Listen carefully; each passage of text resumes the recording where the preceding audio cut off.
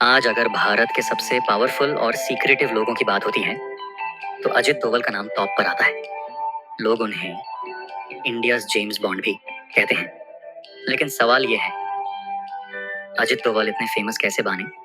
उनकी जर्नी क्या रही एक नॉर्मल पुलिस ऑफिसर से नेशनल सिक्योरिटी एडवाइजर तक? आज इस वीडियो में हम अजित डोवल का complete journey step by step समझेंगे। अजित डोवल का जन्म 20 जनवरी 1945 को उत्तराखंड के पौड़ी गढ़वाल में हुआ। उनके फादर इंडियन आर्मी में मेजर थे। बचपन से ही डिसिप्लिन, देशभक्ति और ब्रेवरी उनके ब्लड में थी।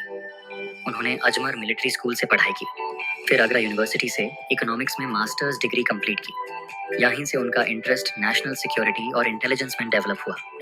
1968 में अजीत डोवाल केराला कादरे से आईपीएस ऑफिसर बने, लेकिन उनका रियल काम सिर्फ पुलिस तक लिमिटेड नहीं रहा। उन्हें raw research and analysis wing के लिए सेलेक्ट किया गया, जो इंडिया की टॉप सीक्रेट इंटेलिजेंस एजेंसी है। यहीं से उनकी रियल स्पाई जर्नी शुरू होती है। अजित डोवाल की सबसे डेयरिंग मिशन थी पाकिस्तान में अंडरकवर ऑपरेशन। वो 7 साल तक पाकिस्तान में रहे। एक कॉमन मुस्लिम सिटीजन बनकर उन्होंने लाहौर से लेकर इस्लामाबाद तक घूमे।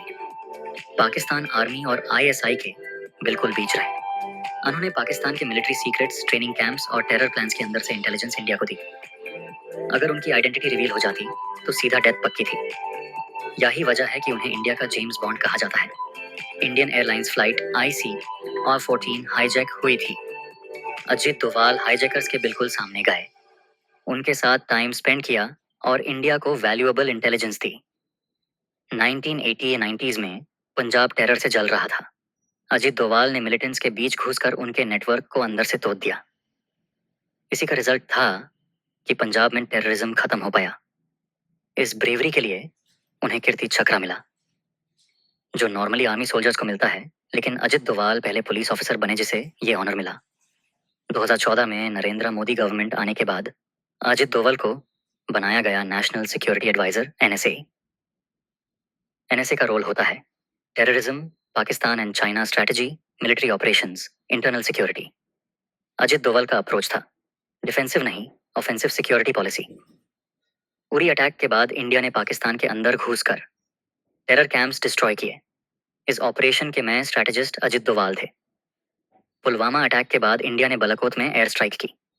इसका प्लानिंग और एग्जीक्यूशन अजित डोवाल की स्ट्रैटेजी पर बेस्ड था। जम्मू एंड कश्मीर से आर्टिकल 370 हटाना, ये डिसीजन भी सिक्योरिटी प्लानिंग के बिना पॉसिबल नहीं था। अजित डोवाल फेमस इसलिए नहीं है क्योंकि वो स्पीचेस देते हैं, बल्कि इसलिए क्योंकि वो साइलेंट ऑपरेटर हैं। ग्राउंड लेवल इंटेलिजेंस से टॉप डिसीजंस तक जाते हैं। रिस्क लेने से नहीं डरते। देश की सिक्योरिटी उनकी फर्स्ट प्रायोरिटी है। वो पावर के पीछे नहीं, पावर उनके पीछे चलती है। अजित डोवाल की जर्नी हमें एक बात सिखाती है, रियल हीरोज स्पॉटलाइट में नहीं, शैडोज में काम करते हैं।